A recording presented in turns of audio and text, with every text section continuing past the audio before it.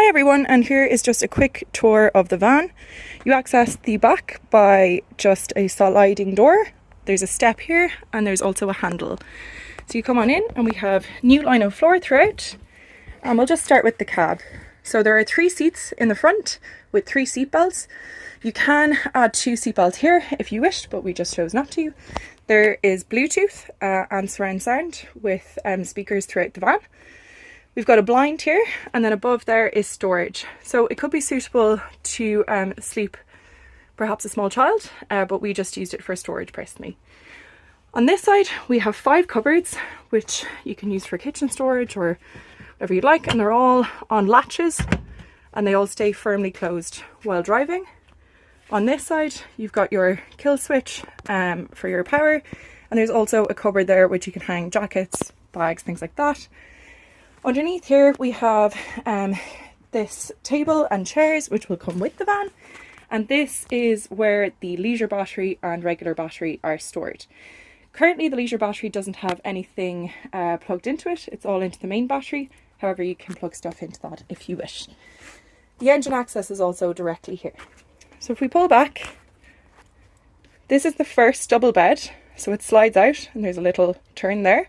So that's your first double bed.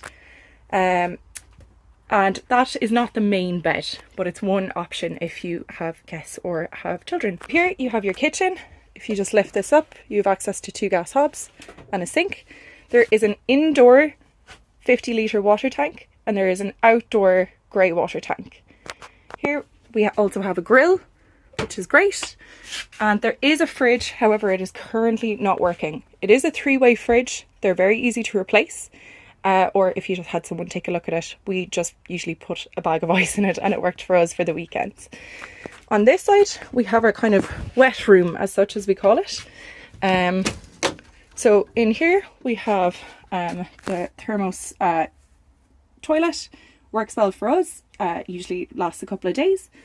And then this is all waterproof with holes down the bottom, and there's also a vent up here. So what we used is this portable camping shower, and it worked great for us. So all you do is put this pump into a big pile of water and off you go with your shower. On this side then, this is the master suite. So there is a table that goes in the middle here, and that table is lowered down and the cushions are spread out for night time.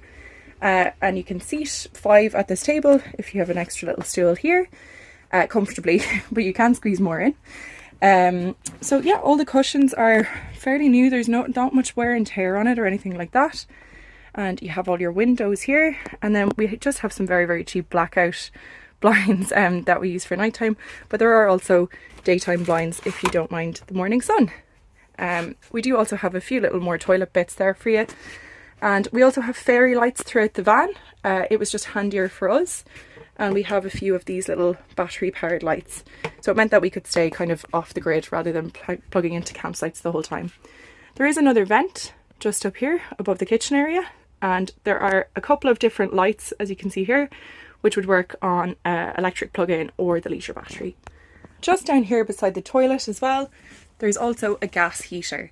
So just to explain that the gas generally runs the heater and the cooker that's right here, and it would run the fridge, and that gas is located in a metal box which is right out here. So it's all separated. That's something that we chose ourselves. We didn't want a gas canister inside the van, and so it's just very handy for us. For the outside, you can see the metal box at the back here. There's an awning right up the top, and that pulls out to 2.5 meters, and there's also legs for it.